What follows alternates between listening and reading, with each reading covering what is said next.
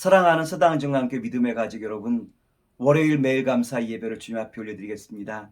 오늘은 로마서 5장 12절로부터 21절의 말씀을 가지고 아담과 예수님이라고 한 말씀의 제목으로 오늘 말씀을 함께 나눠보고자 합니다.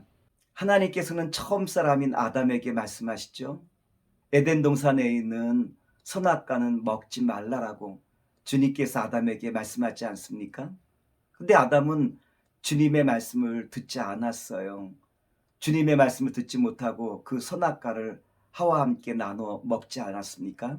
아담이 하나님의 말씀에 순종하지 아니하고 죄를 범하게 되자 그 죄로 말미암아 모든 인간에게 그 죄악이 들어오게 되었어요.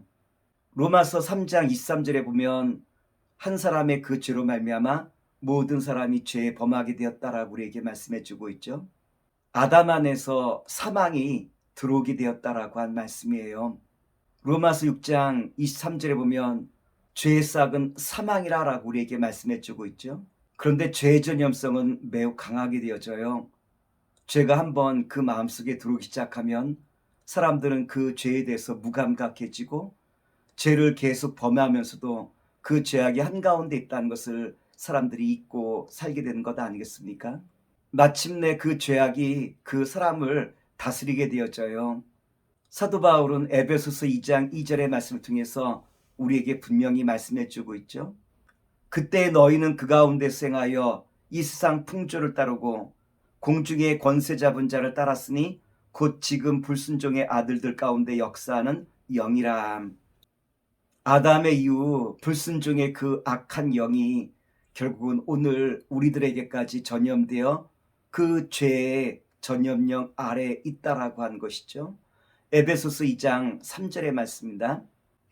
전에는 우리도 다 그 가운데서 우리 육체의 욕심을 따라 지내며 육체와 마음이 원하는 것을 하여 다른 이들과 같이 본질상 진노의 자녀이었더니. 아담과 예수님의 관계를 살펴보면 다음과 같아요. 창세기에 보면 선악과를 먼저 먹은 사람은 하와였죠. 하와가 선악과를 아담에게 줌으로 말미암아 아담이 선악과를 먹게 된 것 아니겠습니까?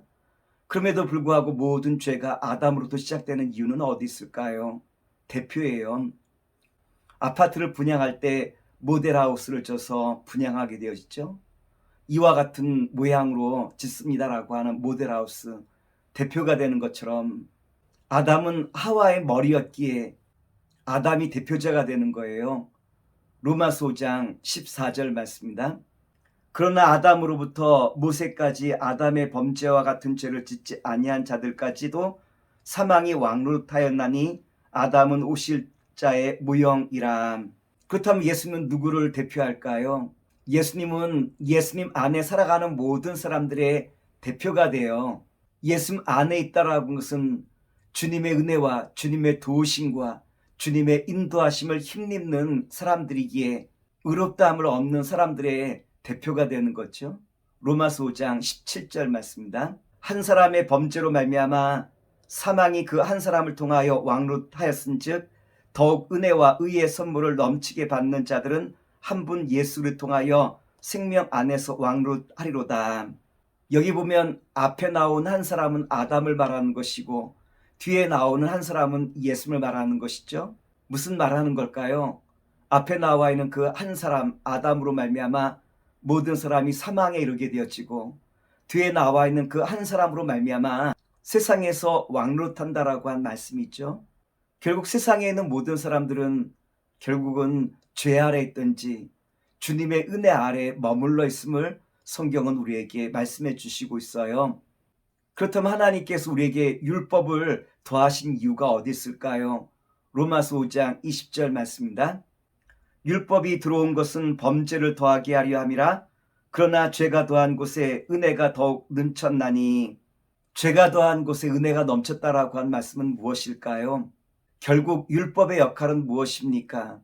나의 연약함을 바라보게 하는 것이 율법의 역할이죠. 율법은 칼날과도 같아서 우리 마음에 깊숙이 박히게 되어져요.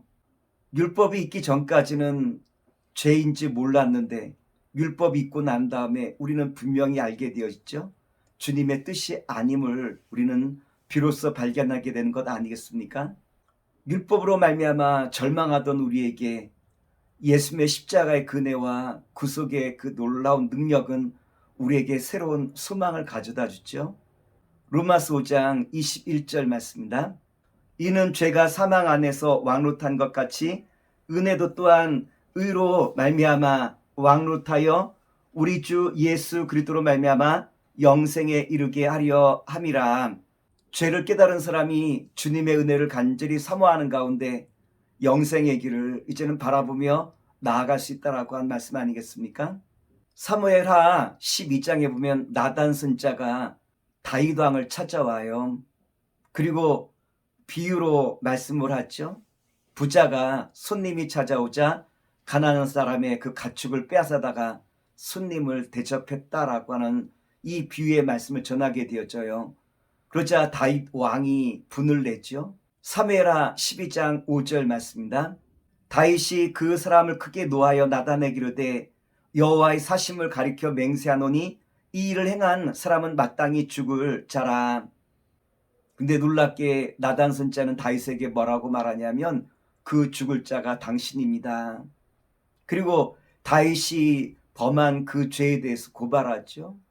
우리아의 아내 밧세바를 취한 사건을 나단 선자는 다윗에게 다시 한번 일깨우며 바로 당신입니다라고 이와 같이 비유의 말씀을 전하게 되어져요.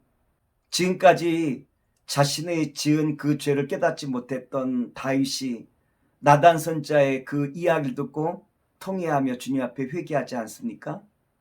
시편 51편 17절로부터 19절 말씀입니다. 하나님의 구하시는 제사는 상한 심령이라.